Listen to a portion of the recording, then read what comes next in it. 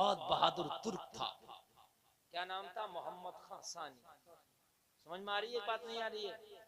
उसने जब सिंहासन संभाला तो एक ही कसम खाई थी, मैं कुस्तुनतुनिया को फतह करूंगा, उसके लिए अपना आखिरी खून का कतरा बहा दूंगा।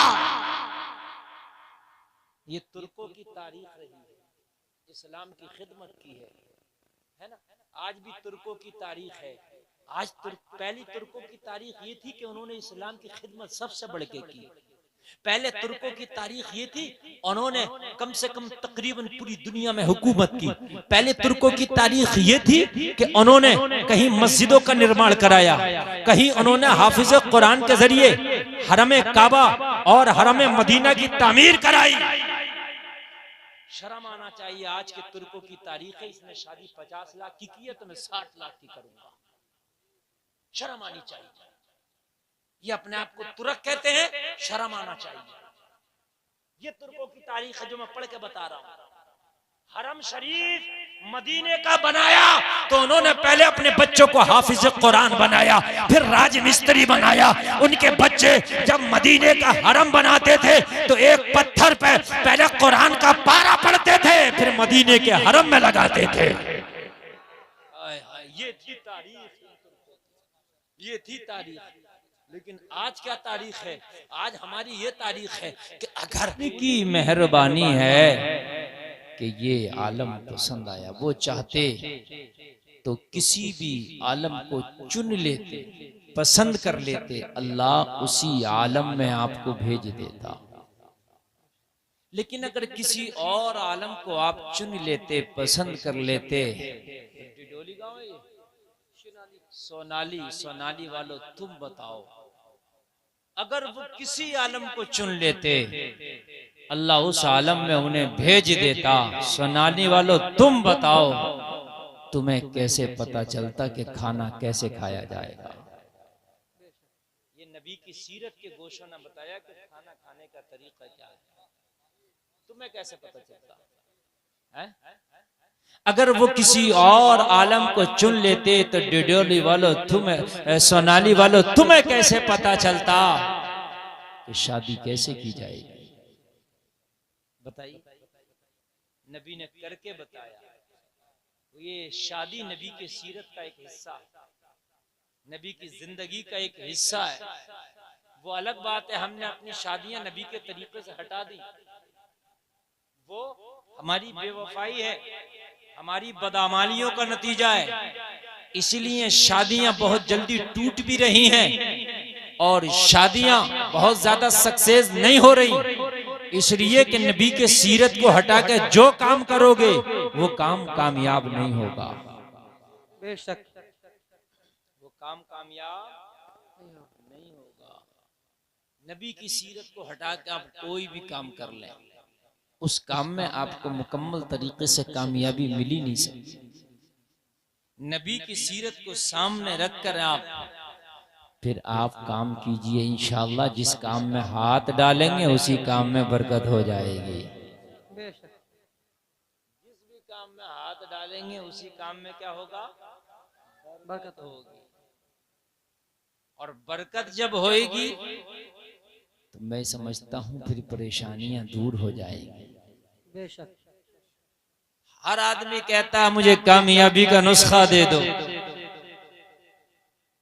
डॉक्टर के पास जाके कामयाब नुस्खा दे दो, मौलवी के पास जाके कामयाबी का नुस्खा दे दो, मियाँ के पास जाके कामयाबी का नुस्खा दे दो, मज़ार पे जाते हो कामयाबी का नुस्खा मिल जाए, अल्लाह वालों के पास जाते हो कामयाबी का नुस्खा मिल जाए, उलमा की बारगाह में जाते हो कामयाबी का नुस्खा मिल जाए। सबसे बड़ा कामयाबी का नुस्खा मुस्तफ़ा की सीरत है। नबी की सीरत के मुताबिक काम करो, इंशाअल्लाह इससे बड़ा कामयाबी का नुस्खा ही नहीं।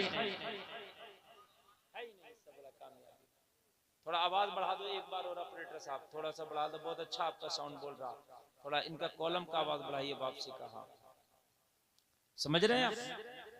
कॉलम का बढ़ाइए। हेलो हेलो हेलो, इको नहीं, बस आवाज बढ़ना चाहिए। कामयाबी का नुस्खा मुस्तफा की सीरत क्या है? अब मैं थोड़ा सा इन गोशे पे बोलूंगा तो आप जो है इंशाल्लाह सुनेंगे।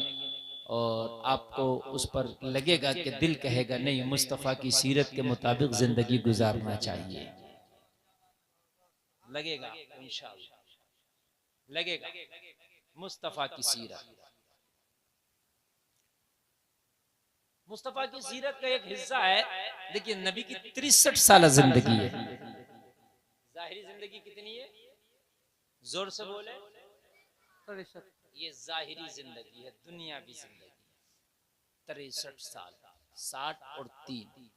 सही जिंदगी तो नबी की इतनी है कि वो न तुम्हें पता है न मुझे पता है।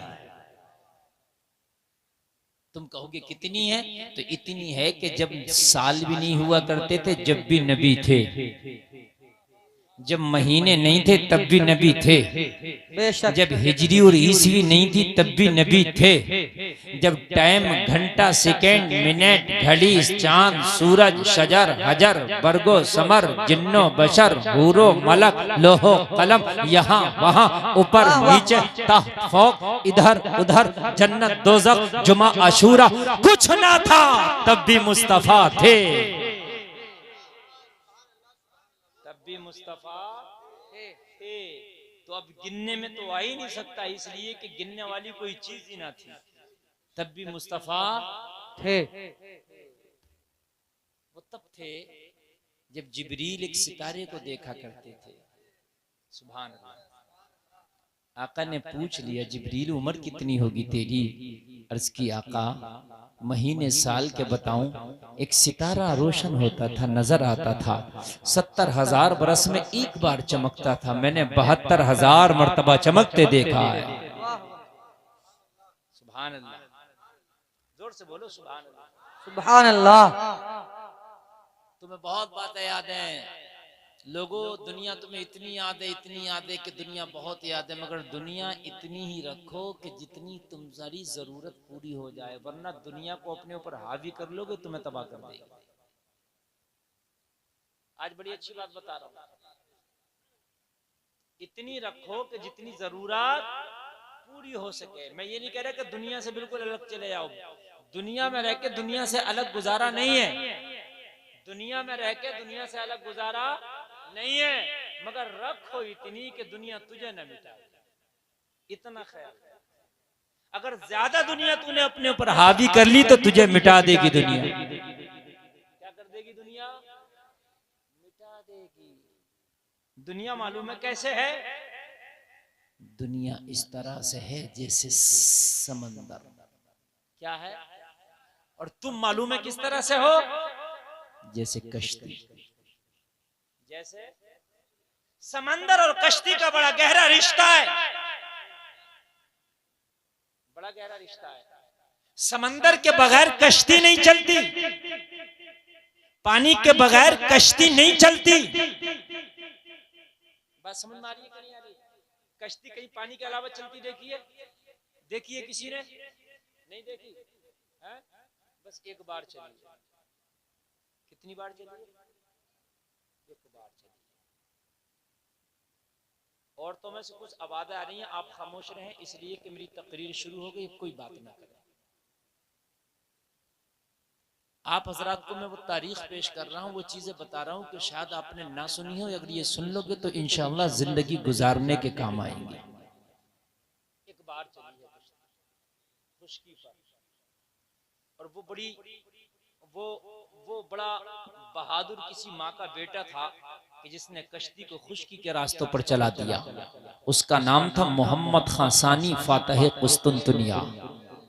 वाह वाह, सुभान अल्लाह। ईसाइयों का एक बहुत बड़ा किला था जिसको कुस्तुनतुनिया कहते हैं, वो एक बहुत बड़ा शहर था, और उसको चारों तरफ से जो है बहुत सही तरीके से उसकी हिफाजत की हुई थी। उसको कोई भी फतह नहीं कर पाता था। ईसाई वहीं से मंसूबे बनाते थे और अहले इस्लाम को मिटाने की कोशिश करते थे। मालूम है उस्मानियों में एक सुल्तान था जिसका नाम था मोहम्मद खां सानी। ये इसने कसम खाई थी कि मैं कुस्तुंतनिया को फतह करके रहूंगा। कुस्तुंतनिया के चारों तरफ से पानी था, कितनी, 3 तरफ से पानी था, एक तरफ से खुश्की का रास्ता था। तो उसने, कुस्तुंतनिया ने तीनों तरफ से पानी के रास्तों पर बहुत पहरा बिठा रखा था। अगर कोई अपनी फौजों को जहाजों में लेके आता तो कुस्तुंतनिया की फसीलों से बड़े बड़े पत्थर और ऐसी तोपें इजाद की हुई थी कि उनके समंदरों को, उनके जहाजों को समंदर में नष्ट कर दिया जाता और कोई भी फौज उसकी फसीलों तक नहीं पहुंच पाती। मोहम्मद खां सानी ने अपनी कश्तियों को समंदर के जरिए नहीं लाया, वो खुश्की के रास्ते से ले आया। सुभान अल्लाह, सुभान अल्लाह। किधर से ले आया वो? खुश्की के रास्ते से। इसलिए कि इधर उनकी तवज्जो नहीं थी कि कश्ती इधर से आ सकती है। जाहिर सी बात है कश्ती खुश्की के रास्ते से नहीं आ सकती, उधर तवज्जो ही नहीं थी। इसलिए उसने खुश्की के रास्ते पे कश्तियां चला दी। समझ रहे हैं? क्या चला दी? कश्तियां चला दी। और वो कौन था? वो एक नबी का आशिक था।